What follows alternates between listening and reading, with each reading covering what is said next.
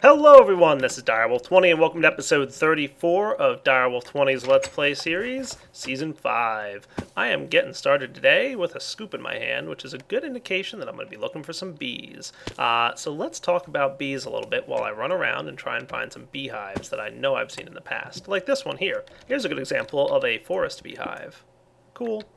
Usually when you chop down a forest beehive, you need to use a scoop. And you'll typically get at least one princess and one drone. That's what you're going to need to get started with your bees. Now there's all kinds of bees out in the world, naturally occurring, and then once you've gotten a couple different species of bees, you can start to mate them together and come up with new species that produce new and cool items. Now I've also got the extra bees mod installed here, so that's a pretty important add-on if you're doing a lot with bees, and if you really like them. Extra bees is really cool because it allows you to do all kinds of crazy advanced stuff with your bees. The bees that come with forestry by itself have some of their own specific and interesting uses, specifically around more bee breeding and some other forestry mechanics that we'll get into later down the line. But the really cool thing is the extra bees add so many different bees that can be used for so many different purposes, like just tons and tons of stuff. You wouldn't even believe it. Like, I think you can get almost every resource in the game out of bees. It's just, varying amounts and such. So we're going to spend a little bit of time exploring around and finding what we can get out of bees. So I've already found a marshy princess and some forest princess and drones, so we're looking pretty good. I'm going to spend, like I said, a few minutes running around, see what I can't find. There's a handful of bees that we're going to want to track down in the wild. So then we're going to talk about the different machines that are required. Here's another good one. So that's a Meadows 5. Oh man, only got a princess out of that. No such luck. Alright, we're going to have to find a Meadows drone. Gonna have to find another Meadows hive then. So we're gonna use machines called Apiaries to get these beads running. We'll let them produce materials for us and just get started with it. Now, in the past, people haven't been totally thrilled with the way the bee episodes have gone, so I'm going to try and do my best to make it, a little different and interesting for you guys. More about the automation behind bees and less about the breeding of them. I'll go into how to breed, but we're not going to be, watching them breed so much like we might have been in the past. So this time, it's going to be hopefully interesting for you guys and different. So let me run around the world a little bit, see what I can't find bee-wise, and then we'll be back. Now here's another tip for you aspiring apiarists. Beehives tend to give off light. It doesn't always happen. I don't know if it's a lighting bug or what the deal is, but more often than not you will find a beehive giving off some degree of light. So that's a nice way to find them, is just go out in the nighttime and track them down. Like I said, not always giving off light. I don't know if it's a lighting bug or what. Sometimes you'll find them and they'll be dark, and then if there's like a block update nearby, they'll go ahead and start giving it off. Oh, hey, cool. A town. Nice. I don't know if we have any apiarists nearby. I know there's an apiarist in the town that we found earlier, but nope, nothing fancy here. Pretty decent sized town, as a matter of fact. Okay. More hunting for beehives. Oh, here we go. Here's an important beehive right here. Let's see. Did I get what I want out of these? Yeah, nice. Tropical bees. Again, found them by looking for the light in the dark jungle. Those bees are really important. You definitely want to track them down. They're typically found in jungle biomes. So that's where you want to track down your tropical bees. Yeah. Looking around some more. Watch out for the quicksand if you've got extra biomes installed. Oh yeah, here's a main jungle. Yeah, big time jungle. I'm going to just look around for maybe one more set of the tropical bees. Not a big deal if I don't find them. At least finding one drone and one princess is a good start. Alright, I have no idea where I'm at, but that's okay because I've got portal gun. Yoink. Nice. Back home. Alright, so I got myself a bunch of bees. That's going to be step one, collecting the bees that you need. I found a bunch of the World Gen bees out there. Typically, they'll sometimes drop combs and stuff. Those are what you get from the bees when you start working with them, and that's going to produce a bunch of cool resources for us. Now, let's talk about finding a nice place to settle down and start building some apiaries. Alright, so let's look for a house. Alright guys, the first machine we're going to have to make to get started with all this cool forestry stuff is this guy right here called the squeezer. The squeezer, as you can see, is used to squeeze different liquids out of different materials. Now, oh boy, nighttime, better sleep for that. We want to squeeze, in this case, seeds from our plants. So let's go check this out. I'm going to head over to the liquids room and start storing seed oil, which I get from squeezing seeds. So let's build a new tank here real quick. Let's see, have I been making one space apart? Yeah, that should be cool. Got myself some tank materials here. I'm actually gonna probably clear out this thing on the side. Where's my crescent hammer?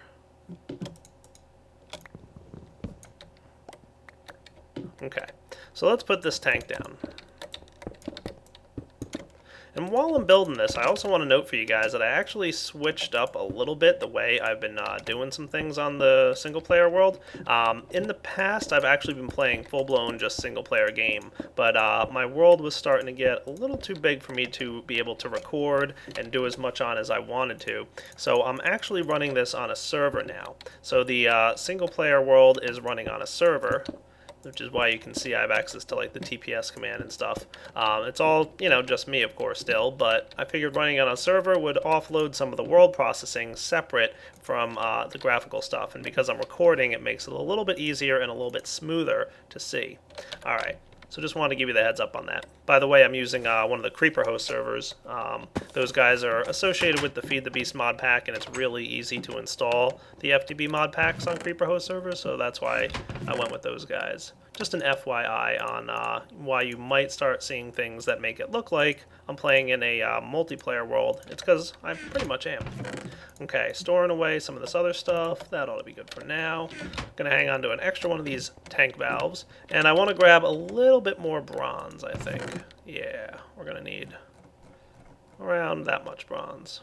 Cool, that should be good. How am I for glass? Doing good there. Okay, so let's put this stuff together in a somewhat intelligible way. So what I'm going to want to do is have a squeezer here. The squeezers, like I said, are going to help me process seed oil. Now that's also going to require some power, so I better hook up my power line again. There we go. Power is back up, squeezer's ready to run. Just throw seeds in the squeezer and it's going to start processing. It's going to turn those seeds into seed oil. It's a very small amount that you get from each seed, so you're going to need a lot of them. There's actually better ways to get seed oil in the newer versions of forestry, so I'm going to show you guys that a little bit. I just don't have access to them at this point. So right now we're producing very, very, very small amounts of seed oil. Cool. Luckily this thing has a bunch of inventory space, so I can throw multiple stacks of seeds in at a time. There we go. Small amount starting to show up. And then I might as well start hooking up this guy. Cool. We're going to need the old redstone signal or something like that to keep things running, so let's make that happen underground here.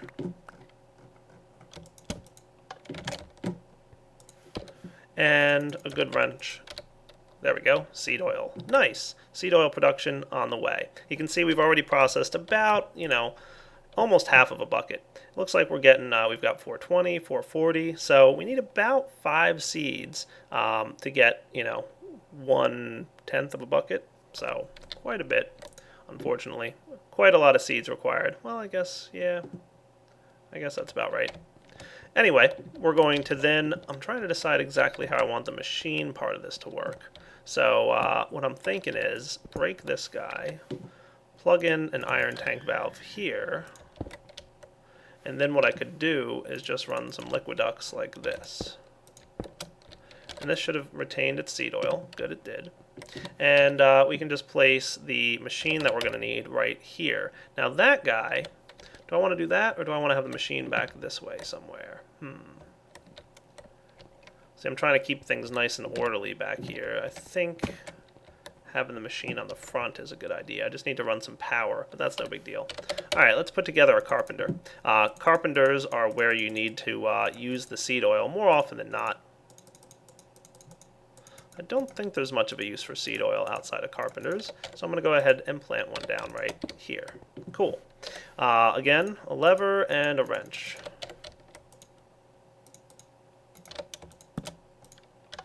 There we go. Seed oil will now flow into the machine. So we've got a nice buffer reservoir of the iron tank here, and then it's going to dump all the seed oil out into the carpenter. That should work out pretty well. So lots of seed oil production going on. We're also going to need to power this thing. So let's figure out how we want to do that. Probably just run the power line under the ground or something.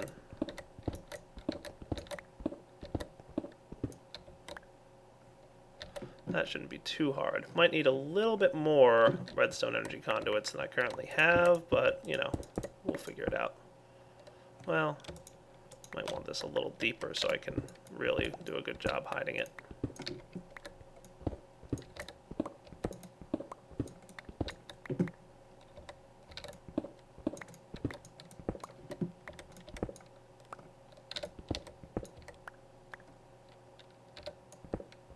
I have an idea.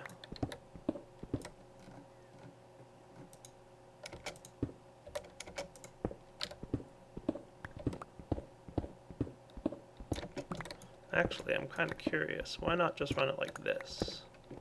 Yeah, I'm going to make this a little bit fancier looking in this room.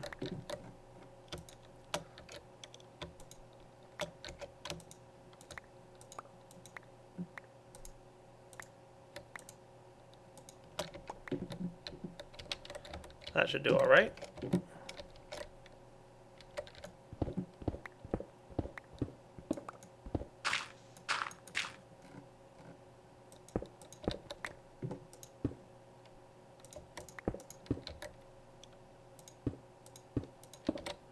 There we go. And of course, power to this guy.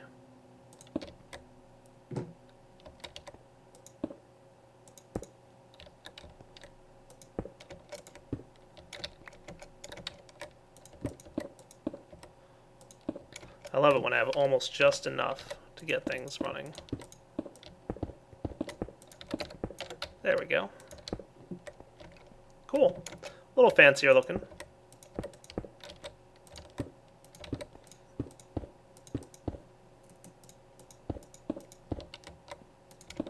Ta-da! Now that redstone energy cell is charging everything. Cool. Seed oil production is still going on. And this guy is ready to run for me. So what can we make with the carpenter that's going to be useful with the apiaries and the bee breeding? Well, it's not too bad, really. Let's run over here, put away some stuff that we don't need at the moment, like you. And probably that stuff, and that'll be good. I'll hang on to the other things I've got for now. What do I need to get over here? Well, first off, I'm going to need a good amount of wood. It's going to be one of the first things I need to make myself. Let's head off in this direction again. And to use a carpenter, as we know, we want to put a recipe in here. So one of the first recipes I'm going to make is this guy. This machine right here requires 1, 2, 3, 4, 5, 6, 7, 8 pieces of wood. And the redstone energy cell is going to produce that for me. Power is going to be flowing out, probably, at some point. Did I miss a power connection somewhere? Oh, you know what? I probably didn't set this guy to output power. There we go. Now energy should be flowing out of here. There it goes. Perfect. Seed oil squeezer is still running, and there we go. Progress bar.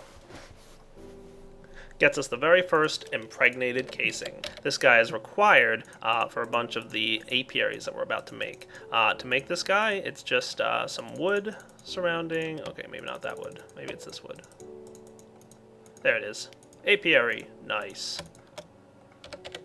So apiaries are where bees live, okay? It's really easy to use. Just throw it down on the ground. And in here is where you put your drones and your princesses. Right now, you've got some warning messages up here. And the other thing that's important here is the current environment. Different bees like to live in different environments. Some of them like to live in hot weather. Some like to live in cold weather. Some like to live in damp humidity. Others like to live in, some drier humidity. So actually, because we've got extra bees installed, it's really, I'm not going to say easy, but easier to set up and find a place that almost every bee in the game can live in. And what I'm looking for is a normal environment, like this one that I just found right here near my house.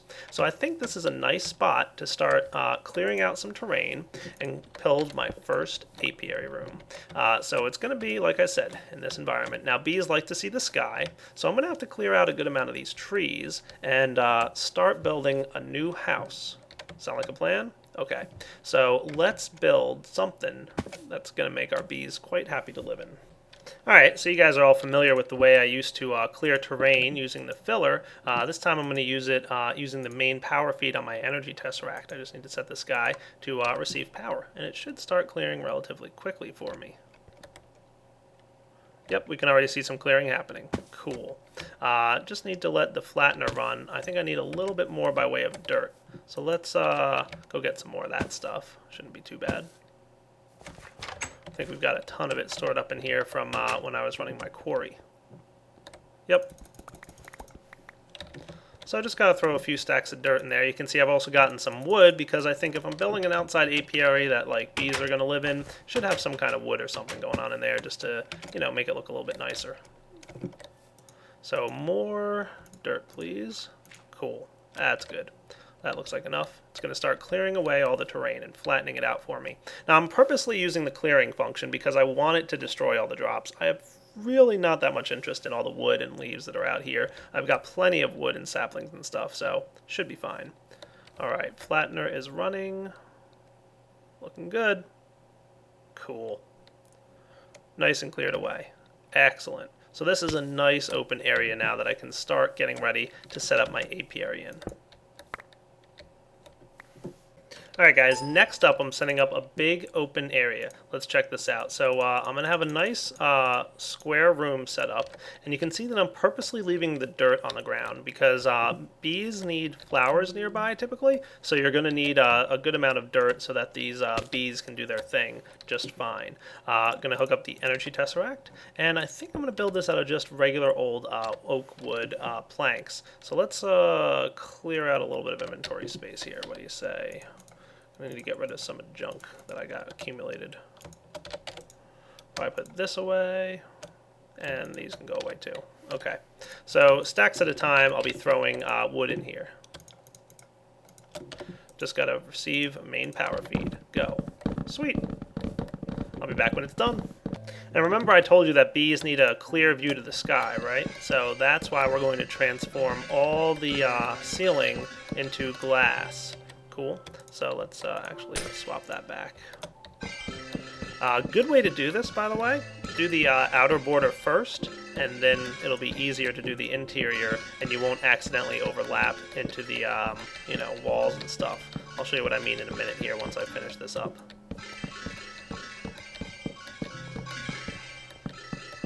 So if you didn't do this border, when you right-clicked here, for example, you might wind up, you know, clipping the corners here. You wouldn't want to get them. So by doing it this way, you can kind of click wherever you want inside this area, and it won't go beyond, because this wand will only exchange wood for glass when you click on wood. It's not going to, you know, exchange the glass and go beyond it. Acts as kind of a little border there. Cool. And then, of course, you guys know how much I love wrath lamps, so I'm making just a few of these. I think 4 should be enough to light up that entire area. So it gets awfully dark in there at night. Not a problem, though. Just got to sneak inside and plant some wrath lamps. I'm thinking, let's see, if I wanted to space these out evenly. Oh, yeah, how's that look? Beautiful. All right, now I think all we need is a door. Alright guys, so I've done a little bit of, you know, planning inside this room, and here's what I've got laid out. Alright, there's a bunch of machines from the Extra Bees add-on that require a huge amount of Minecraft Jewels, Buildcraft power. We're going to line the wall over here with those, and that's where we're going to be processing and doing genetic manipulation with our bees. And that might sound a little crazy at first, but don't worry, it's not nearly as bad as it sounds. Over here is where I'm going to have a lot of my apiaries and alvearies set up. We're not going to be able to make alvearies for a while, but I still wanted to map out where I might want to plant a couple of them to be. We might want some more, but we'll get at least 1 or 2, I'm sure. This is going to be where the apiaries are set up. Should be pretty straightforward right here. And then we're going to have some bee processing machines right here. I haven't decided if I want these against the wall or not. I guess against the wall is fine. That shouldn't be too much of a problem. So what I'm planning is to have items get produced by the bees, get automatically pumped and processed into certain machines, and then distributed among among a line of chests, and the chests will store all kinds of different items for me. Then from there, we might want to work on some extra bees stuff where we process their DNA and do some other crazy things. And these two machines here, these will probably be my manual breeding apiaries. The purpose of these will be to quickly and manually breed bees into the right species that I'm looking for. I'm also looking at doing this a new way, not too new, but rather automating it. I don't like manually doing bees. I don't like manually doing anything, as you guys should probably know by now. So I'm going to look into a way, and I'm not sure where I'm going to fit that in this room. I might wind up sticking it in the corner over here to automatically breed, starting with 2 bees and automatically breed them up the line to the best bee that I'm looking for that I can get out of them. So there's going to be a lot of work to get done on this room, and we're probably not going to do it all in one straight shot. I'm probably going to work on it for an episode or 2, let things run for a bit, work on some other stuff, and then come back to it a couple episodes later and work on it a bit more. But for now, let's at least get the first couple apiaries going in here. So in order for that to happen, I'm going to need at least a few more apiaries. So let's go. How am I for wood? Don't have any on me, but that's all right. We can go get some right over here in this chest full of good stuff. Okay, that should work for now. We're probably also going to want some of these guys, and we're going to want some of the bees that I found out in the world. I'm going to start off with the meadows, the forest, and at the very least, I don't think I want marshy at the moment, but I do want these tropicals. That should be a good start to get me going. Cool. And then I'm going to show you guys how this whole breeding thing works. It's really pretty cool.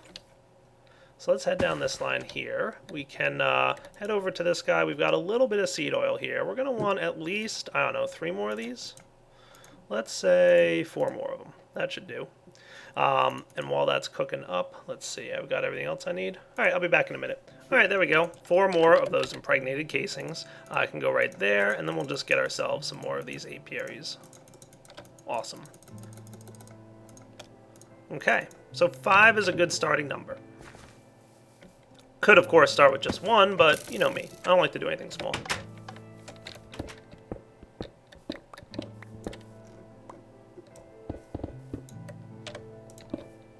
There we go. All right, so it's going to be a little bit before we can start automating this stuff, but we shouldn't be in too bad a shape. I'm just going to start off by mating a tropical princess with a tropical drone. These guys are going to come together, and they're going to create a queen. You can see them mating right now, and there we go. Tropical queen. This is going to start producing material for us. However, it's going to shortly give us an error message, and I'll show you. I'm also going to combine my forest drones and my meadows. Cool. They're nice and easy to work with. It's very simple to do, as you can see. We've got queens producing materials now. However, there's probably going to be a warning at some point pretty soon. Let's figure out what that's at in just a moment. Let's see. Are we going to get the warning, or are we okay here? There we go. No flowers nearby. Bees need at least some kind of flower nearby to work with. The tropical bees, for example, need vines. So if I just place some vines nearby on the wall, that should suffice, and that no flowers error message will go away pretty soon. Your meadows and forest bees, they require just regular old flowers. Cool. So just by planting these guys, just a couple of them nearby, should be enough to get them started. So let's see what happens now. Still, let's see, and they still have line of sight to the sky, right? That's important. Cool. All right, this thing looks like he's working. There we go. Once this progress bar starts to drop, it means that the queen is working. She's doing her best to produce materials for us, and yeah, I'm pretty pleased with that. Awesome. Let's go down here and get a couple more items that we're going to need. So how am I? Good, I have some stuff. The next thing we're going to work with is frames. Frames are important with your bees because by default your bees aren't going to produce all that much. They produce a very small amount, to be honest with you. So I'm going to throw a bunch of wood in here and start getting some impregnated sticks. Again, it requires seed oil, so you can see how quickly the seed oil is going to become important. We actually already grabbed all the seeds that we had available. That's going to be a problem. We're going to have to track down a new source of seeds pretty darn soon. But these impregnated sticks can be used to make frames, and the frames are a great way to increase the productivity of your bees. It's really pretty easy to do. I'm just going to grab about 24 of these guys. That'll do. And then head off to my main base because there's probably something inside I'm going to need here. I hope there is at least. What do we got going on? Hey, there we go, string. That's what I'm going to need. Cool. Just take a piece of string and surround it with these impregnated sticks. There's actually several types of frames you can get. These are the impregnated frames, and if we look up in NEI here, you can see there's actually 3 basic frames that come with forestry. It's the untreated frame, which is normal sticks and string, or the proven frame, which you can't build yourself, but you can buy from forestry villagers, and then finally the impregnated frame, which I just made, which requires some seed oil and a bit more wood. From extra bees, we've got chocolate frames, restraint frames, soul frames, and healing frames. We'll get into some of what those guys do in a little bit. So we're going to go ahead and put these frames right in here. There's 3 slots per apiary for frames to go in, and unfortunately there's no automated way to put these in. The purpose of frames is to make you have to do a little bit of work. And oh boy, I'm poisoned. Yep, there's one other side effect of bees. Tropical bees can poison you. Different bees have different effects. Some of them have positive effects, others have negative. Luckily, I've got a quantum suit helmet that can heal poison. Much better. And there is actually a bee suit that you can make. I think it's called Apiarist clothing. Yeah, if you get a full set of this Apiarist clothing here, you'll be immune to all the negative effects of the bees. So that's pretty neat.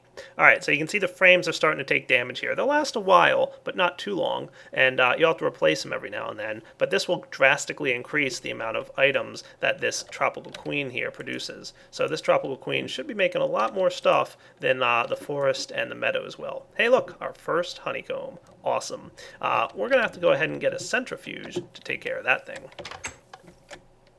Alright guys, I've got a couple items on my hotbar here that should give you a good indication that it's time to set up some more Buildcraft power. You can tell I'm using a lot of this stuff this season, so I've got myself a centrifuge. Pretty easy to make, one of those sturdy casings, just the 8 bronze and some copper. Not too bad. Gonna require some power though, so let's start setting up our power line. So easy to do. I think my centrifuge should be one of the first machines that processes and takes care of these bees. So let's go ahead and put that guy right there. And since we're talking about getting this thing set up, where should I power the machines from? I'm thinking we might want probably... I'm thinking something along these lines. We're going to see how this works out for us. Might have to change things up a little bit, but we'll see. So we'll have power running along here, and we'll have the redstone energy cell there. And we'll set it up to output power, so we're going to need this guy. You can see I also brought the tesseract along with me. Oh, that's not actually going to work, is it? No, it's not. Let's see. Because we're going to want all these guys to be accepting power, so we're going to need at least one line further away to input the power from the cell. Because I'm also going to need some power over here. I'm thinking like Tesseract underground in the middle of the room with a redstone energy cell on either side feeding the machines. That sounds like a pretty solid plan. I could, if I wanted to, just have the redstone energy cell here. Might not be terribly bad. We'll do that for now. And if, things have to change, then things have to change. You know what? No, I don't like that either anymore. Let me think it out for a minute. Alright, decided to go with at least one redstone energy cell for now. Might have a second down the line, but this will at least work. So I'm going to allow this thing to accept, an output as much as it wants. And this guy I'm going to set to the main power feed. Alright, there we go. And now we should be getting power in here. Awesome. That's coming from my steam boiler. Like I said, we're going to need a lot more power down the line, but for now, this will do. Let's just clear out some underground terrain because we're going to want to, make our way over here. Let's see. How am I doing? Oh, almost there.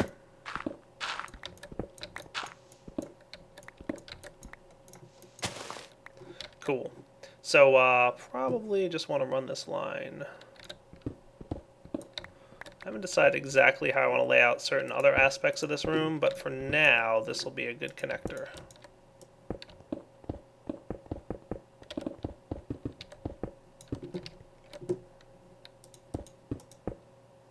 And output, please.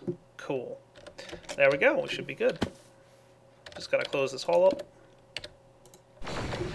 And these as well. Cool. Alright, so we should be getting some power into our centrifuge. So how does this thing work? It's real easy. Most of the bees, and you can see right now manually, once a bee dies off, the queen dies. That's what this health bar is. It's pretty much her life. Once it dies, you'll always get 1 princess and anywhere from 1 to 4 drones. So you can see that bee died off, and as did these. So these guys actually produced 3 drones for us. We'll put all 3 down there. It doesn't hurt. It's only going to use 1 drone to breed with, though. No big deal. And you can see we've already started getting some items from this. So we've got a honeycomb from those guys, and we got some silky combs from these. They're real easy to use. Just throw them in the centrifuge, and the centrifuge is going to use some of the power from the tesseract over there and the redstone energy cell. It's going to produce some beeswax and some honey drops. That's what those bees create. Other bees will create other things for us. So we've got some beeswax and honey drops, and this silky comb produced a honey drop, and there's a chance here for this one to produce something extra cool, silky propolis. That's what I'm after.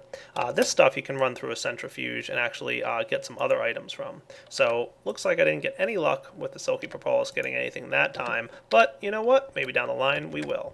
Cool. So we've got a good bit of a start on our bees, which I'm pretty happy with. Awesome. Oh look, even more of the silky combs. So you can see we're definitely getting more silky combs than we are of anything else. That's because of the impregnated frames in here. Cool. More silky propolis. Oh, nice. I was just centrifuging some of that silky propolis, and I actually got my first piece of propolis. This is normal propolis. It's usually more often found with a different species of bee, but this one is, rarely gotten from the green propolis that we get from the tropical bees. Uh-oh. It's nighttime. One thing, bees will not run at night. Unless, of course, they have the nocturnal trait, which is one of the traits that you can get on your bees.